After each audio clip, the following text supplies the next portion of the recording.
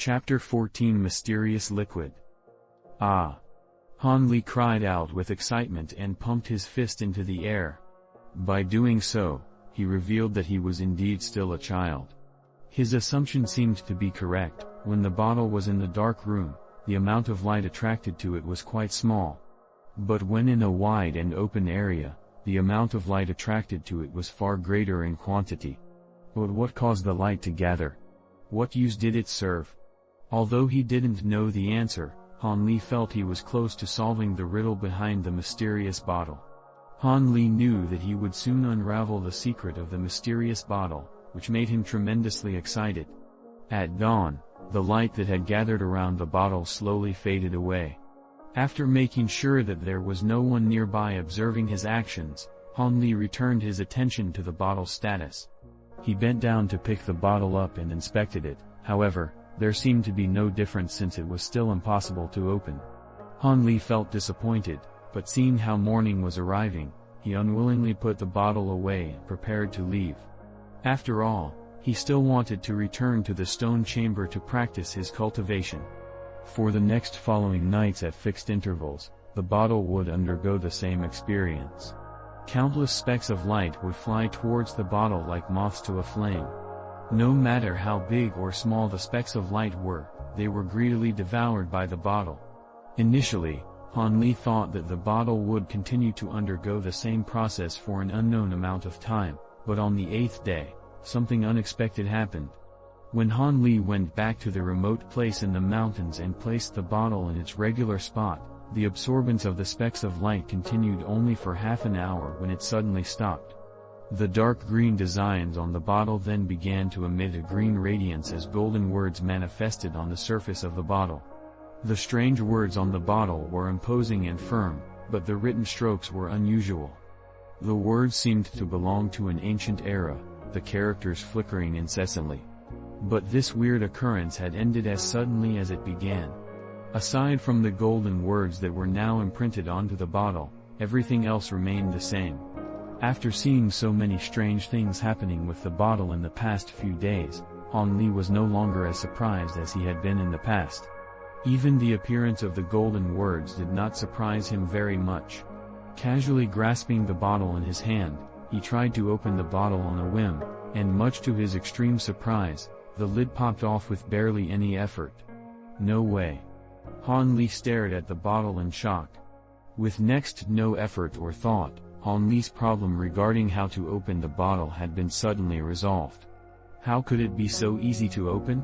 Repeatedly looking down at the bottle to confirm that what he was looking at was not fake, he tried to calm his agitated heart before looking straight into the bottle.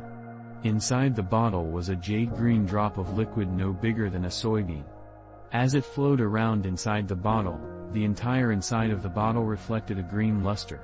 What was this drop of liquid? Han Li was disappointed. He had put in so much effort only to be rewarded with some seemingly mundane liquid. Disappointed, Han Li put the bottle back into his pouch before turning around and dejectedly returning to his room. His previous excitement had been thrown to the farthest corners of the earth in a sudden roller coaster of emotions. Although he had finally opened the bottle, he was absolutely disappointed with the result. Still, Han Li was prepared to take his time to discover what secrets the drop of jade-green liquid held. Perhaps in the future, it would be able to give him an unexpected surprise. Right now, what he wanted to do most was to go back and sleep. For the past few days, he had not been able to sleep properly, which even cut into his daytime cultivation, making his progress so inefficient to the point where even Dr. Mo had inquired him about it. Ever since Han Li had become Dr. Mo's disciple after breaking through the first layer of the chant, he felt that there was no longer a need to practice the chant. Disappointed by the chant's effects on his body, or lack thereof, he was unwilling to continue relying on it to cultivate. For that, Dr. Mo fiercely reprimanded him. However, whenever it came time to cultivate, he was still always drowsy and unmotivated, completely devoid of vigor. This made Dr. Mo furious, and he couldn't help but wonder if he had accepted the wrong disciple. Thinking about his situation, Han Li couldn't help but feel wronged. However, He just wasn't in the mood for cultivation.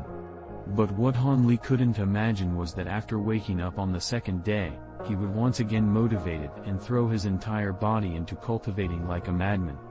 The reason he was cultivating in such a manner was simply because of a simple statement Dr. Mo had made. For every single layer you improve with this chant, I will increase the amount of silver issued to you by another twofold. Dr. Mo had seen the thirst Han Li had for money and figured out a way for Han Li to be enticed. This way, Han Li would have enough motivation to cultivate. For the next few days, Han Li dedicated himself to cultivation, hoping to break through to the second layer. Every day from morning to noon and from noon to night, he would enter the stone cultivation chamber and cultivate. Any thoughts about how repetitious, mundane, or boring this lifestyle was immediately got thrown out of Han Li's head. For the sake of Han Li's cultivation, Dr. Mo had even temporarily sealed off the God Hand Valley. Even when he treated patients, he would treat them outside the valley for fear of disrupting Han Li. Han Li was now so focused on breaking through that he even forgot about analyzing the effects of the bottle's jade green liquid. Autumn went by as winter came, then spring rolled in before summer arrived. In a flash, 4 years had gone by, and Han Li was now 14 years old. He grew up to be a taciturn, determined and tan-skinned rustic youngster. Based on his external appearance alone, he looked no different than any other common peasant farmer. His looks did not warrant any attention, he was not extraordinarily handsome, and neither did he have a noble's elegance. This was the result of living in the stone cultivation chamber every day. He would travel back and from there to his home. Occasionally, he would go to Dr. Mo's residence to learn about medicine and to read from Dr. Mo's collection of books. The entire valley was his world to live in, and thanks to his hard work, he had finally broken through to the third layer.